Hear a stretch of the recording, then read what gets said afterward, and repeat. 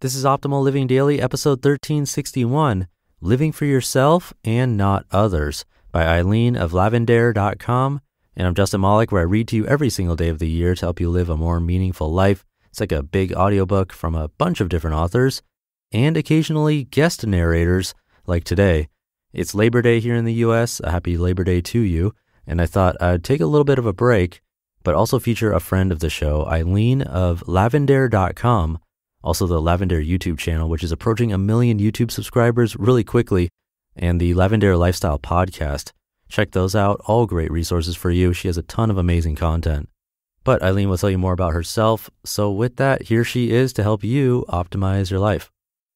Hi, everyone. It's Aileen from Lavendaire. I'm so excited to be here today. Thanks to Justin and Optimal Living Daily for the opportunity.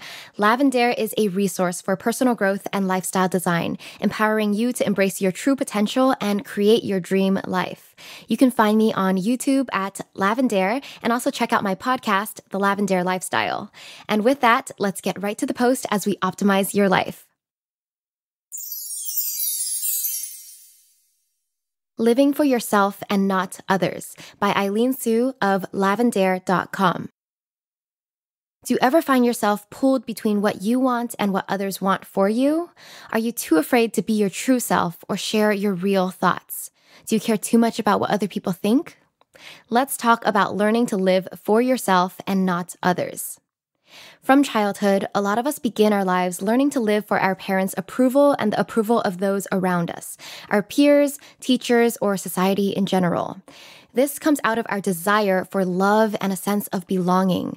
We seek love and acceptance from others, which is understandable as one of Maslow's psychological needs. Eventually, though, we must learn to love ourselves and find within us the love, approval, validation, and confidence we've been yearning for. Thus begins the journey of discovering internal validation over external validation. Living for yourself means living the life that you want for yourself, regardless of the opinions of others. It's living a life you feel aligned with, a life you love, and a life you're proud of. Living for others means living to please others, living for external validation and approval, and caring about what others think. You're setting your goals based on what others want for you, like your parents, or chasing what society deems as success. Living for others can also mean wanting to do things to impress others, please others, or get approval from others, so you're not really being your authentic self and doing what you want. You're doing things because you care about how you appear to others. Let's first clarify that living for yourself and not others doesn't mean you should live a selfish life without considering or helping other people. It means learning to put your own needs first and making choices that align with your values. Doing things because you want to and not because other people are influencing you to. If you want to help others and it's coming from an authentic place, then great. But don't do it just because you feel obligated or pressured to. Understand that your life is in your hands, and if you give away that power to anyone else, you're taking away from your own. Here are 5 steps to begin living for yourself.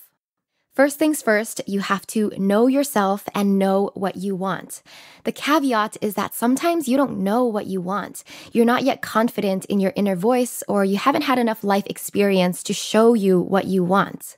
In the book, 101 Essays That Will Change the Way You Think, Brianna Wiest explains that you cannot predict what's going to make you happy because everything your brain knows is from past experience. For anything that you haven't yet experienced, you simply wouldn't know whether it would make you happy or not. Everything that you think will make you happy is just based on the past. So if your experience is limited, you'll have a limited idea of what would make you happy. This is why it's so important to go out and explore, meet people, seek out a variety of experiences and perspectives so that you open up your mind and see what's possible for you. Then you can decide along the way what kind of life you want to live. Step 2, learn to be your authentic self. You have a voice, you have a personality, you have a certain energy about you. Let it show. This might feel extremely uncomfortable and awkward if you've grown accustomed to filtering yourself or shifting who you are depending on the people around you. You've done this as a defense mechanism to shield yourself from any judgment or disapproval from others. Learning to be your authentic self is about letting go and allowing yourself to be vulnerable, honest, and real. Listen to your inner voice. Call it your heart, your intuition, or something else. That is your true self. Follow what gets you excited or what sparks your curiosity, even if it's unpopular. Be yourself unapologetically. Keep practicing. You'll get there. Step 3, set your own standards. Create your own definitions for happiness and success. What kind of life do you want to live? What does a fulfilling life look like to you? What values are important to you? Is it honesty, integrity, kindness, compassion, or is it strength, determination, and perseverance? What areas of life are most important to you? There's rarely a perfect balance of all areas, so you must choose and prioritize which areas matter to you the most. Some might prioritize career and health. Others might prioritize relationships and service. Everyone is different, so it's completely up to you. Note that if you set your standards too low, you'd be shying away from your full potential and holding yourself back from living your best life. If you set your standards too high, you'd be putting too much pressure and stress on yourself, which might be paralyzing or detrimental to your well-being. There's a sweet spot here, and you have the rest of your life to find it. Step 4, live aligned to your own standards and desires. After setting your own standards for what you desire out of life, the next step is to live aligned to those standards. This means creating a life according to your own definitions for happiness and success, staying true to your values, and focusing your time and energy on the areas of life that matter to you most.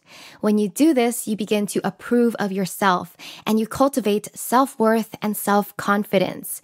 You feel good about yourself. You start loving yourself more and loving your life more. It's no longer about impressing others. It's about doing it for yourself because that's what you decided you wanted out of life. This is called living for yourself and finding internal validation. The more you do this, the less you will depend on external validation to prove your worth. Step 5, keep growing. When you live for yourself, you take full responsibility for your actions and how you respond to life's events. You can't place the blame on anyone else. It's all on you. This includes keeping yourself in check and making sure you don't overstay your comfort zone.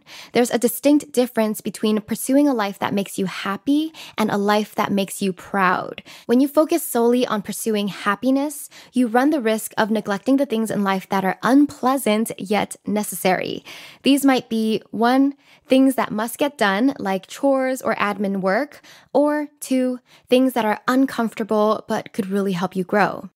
If you're happy with the way things are, you may feel like you don't need to change and thus stop pushing yourself to grow, take risks, or step outside of your comfort zone. This may lead you to become lazy and unmotivated, causing your happiness and self-confidence to decline. To live a truly fulfilling life, you must aim to live a life you're proud of. This includes stepping outside of your comfort zone, doing things that scare you, and always doing your best. By the way, it's possible to be happy and grateful for the present moment and also continue to push yourself to grow. And as you grow in life, your standards will grow as well. You realize it's not about the destination, it's about your growth and how you expand in this process. Living for yourself is choosing a life of responsibility, freedom, and fulfillment. You have the power to steer your life in any direction you choose. As I like to say, you are the artist of your life. Life is an art. Make it your masterpiece.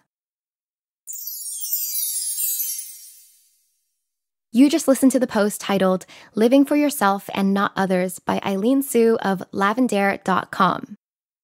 So, are you ready to let go and start living more for yourself? I truly hope so, and I'm sending you so much love and support through these sound waves for your journey ahead. Thank you so much for listening. You can find me on YouTube or Instagram at Lavendaire, where I share knowledge and inspiration on how to create your dream life. And make sure to check out my podcast, The Lavendaire Lifestyle. Now, here's Justin again with some comments.